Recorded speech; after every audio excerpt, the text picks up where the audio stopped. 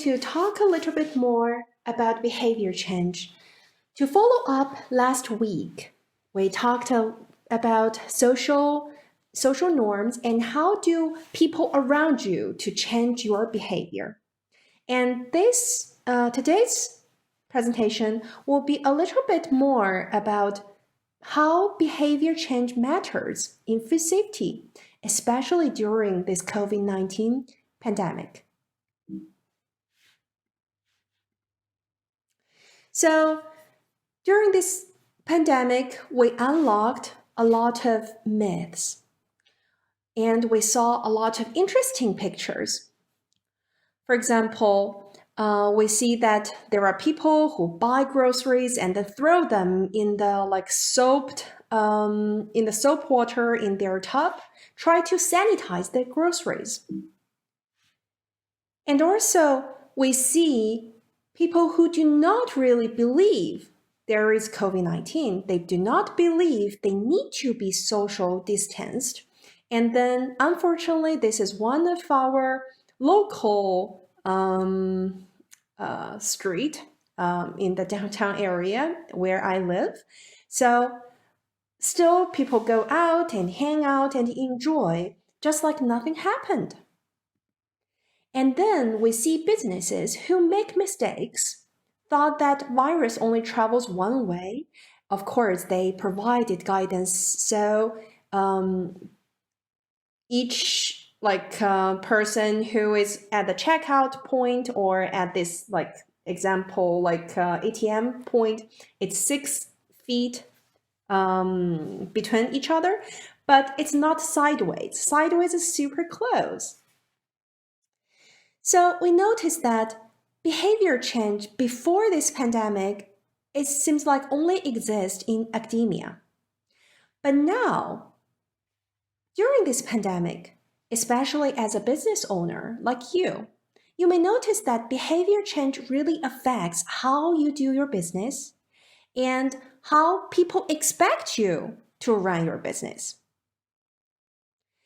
Last week, we talked about behavior change and food safety. We noticed that it's really easy to check the box saying that I've already communicated with my employees and my customers about social distancing, about clean and sanitize those high-touch areas. But we also noticed that just by training, just change their knowledge, do not even mean they would change their behavior. They will still go back to their old habits, or even worse, they would change to some of the mistakes we mentioned, like something they shouldn't even go that direction. So we touched base last time also on this theories of planned behavior. So we noticed that based on a theoretical model, only attitude towards the behavior, subjective norms, which are people around you, how other people do, will change your behavior. And then your people's perceived behavioral control. So how easy they find it is for them to change their behavior. All of those potentially change a person's behavior intention and then likely change their performed behavior. So today, what we're going to talk a little bit more would be the last two, attitudes and the perceived behavioral control. So with that, we did a study with students and we offered them this class, a 2-week food safety class.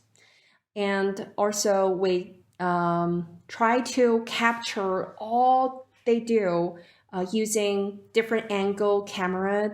We had one stationary camera, like a surveillance camera. And then we have students wear GoPro cameras so we can see those blind point from the stationary cameras.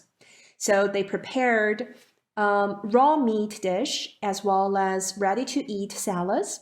So those recipes provided both during their pre-observation sessions as well as after 2 weeks of training. We want to see how much do they actually change their behavior.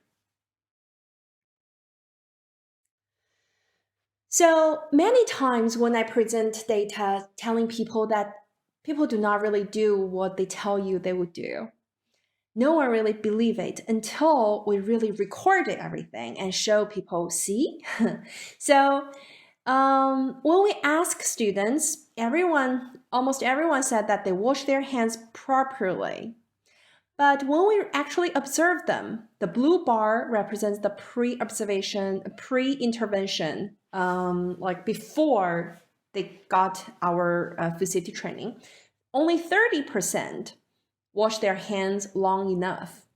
And then after the intervention, after 2 weeks of training, 38, which is good, it's an increase. But you may notice that actually it's not that big of a change.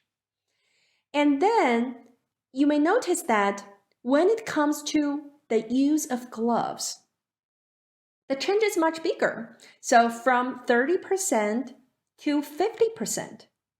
Similarly to other glove changing related activities, students had a much more significant increase than related with wash their hands.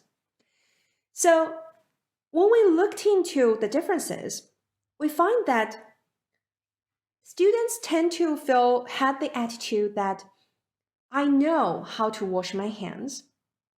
It's really hard to change their perception. It's very hard to change their attitude toward hand washing. Glove wearing is something newer to the students. And also, we noticed that during this training, we taught them how to wear gloves, when to change their gloves. So all of those practices enhanced their perceived behavioral control. Now they feel like, okay, the gloves are available and I think I know what to do with the gloves. So that's why we potentially see a much higher increase of the glove change related behavior change. So something else I want to share with you is we also observed the amount of cross-contamination events during those cooking sessions. So we try to visualize the number of cross-contamination events. So the upper floor plan represents the pre-observation. So before the training, what do people do? So the darker the color is, represents more cross-contamination events. So they touch the raw meat without washing hands or changing gloves. They touch those drawers or they touch the kitchen surfaces. So we noticed that there are so-called high-touch areas. And that was one of the reasons why in your business you should pay extra attention to those high-touch areas, those handles, those surfaces that people often use to prepare food. And then after the training, we see significant drop of number of cross-contaminations. So you may notice that the color is much lighter on the bottom half of the figure.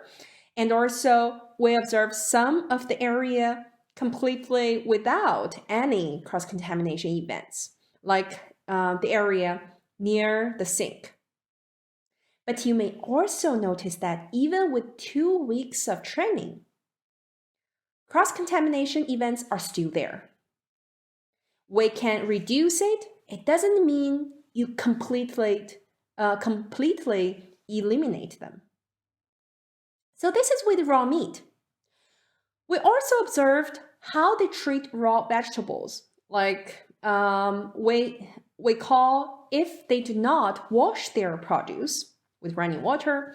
And then without washing those produce, they directly prepare the food, they touch different areas. We call those also cross-contamination events. And we see that there is no significant difference between the pre and post observation sessions. One of the key factors influencing students' behavior change, was their attitude. They did not really thought raw produce had as a big problem as raw meat. That actually factored into their later behavior change. Third, which is more relevant nowadays than ever, which is touching their skin. So again, we see the area is less during the post observation. So whenever they touch their face, they rub their nose, we observe whether they would wash their hands before they go back to their station and whether they touch anywhere. So you can see that the pre-observation session, some of the area are severe, like getting even darker than blue. So, and during the post session, there are some decrease, but again, it's very, very hard to say that we eliminate all the cross-contamination. So with that, with those like visualized data, I want to provide this mindset to all the attendees. Remember, like, how do training do with your business? So again, we did this training for 2 weeks, and this is only one-time change. What if you repeat your information with your employees? Every time you repeat it, there will be a chance of a reduction of those cross-contamination events. So try to create those momentum within your business with this food safety culture.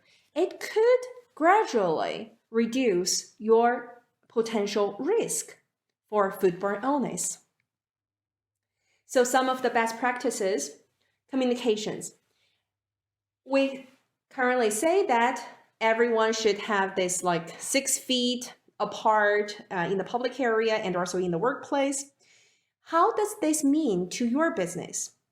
It's not enough just post a poster or verbally say this in your business. Think about a thorough communication plan. Consider those who do not even speak English, who do not even read, who cannot even read your poster. Think about using different forms of communication, using pictures, using verbal, and also using video. And another one, try to make things available. Things like physical changes. Provide those barriers or some other tools so the employees, the customers feel extra safe in the business, in the environment. I really like this poster. CDC worked with some of the food safety professionals, and they put this together. We cannot necessarily change our processing facility. You can see that originally it's not less than 6 feet between the workers. Now, because we have this requirement, what can we do? Maybe think about adding physical barriers between the workers this way and adding physical barriers between workers the other way, so we can get the full capacity of production. Last but not least, think about write down some of the schedules, how you can frequently and properly use those disinfectant to clean and sanitize. We can't address this even more. It's very important during this period of time to rethink about your GMPs, your good manufacturing practices, those cleaning and sanitization schedules. So as I show you those visualized chart, you can see that there are high touch areas and there are high cross-contamination risk areas. So take those into your consideration when you develop those cleaning and sanitization plans. With that, I want to thank you all for your attention, and feel free to email me if you have any additional questions. Down on the chat box, I'm going to post some links that could help you navigating food safety during COVID-19 pandemic. And thank you for your attention. Now let's welcome our next speaker.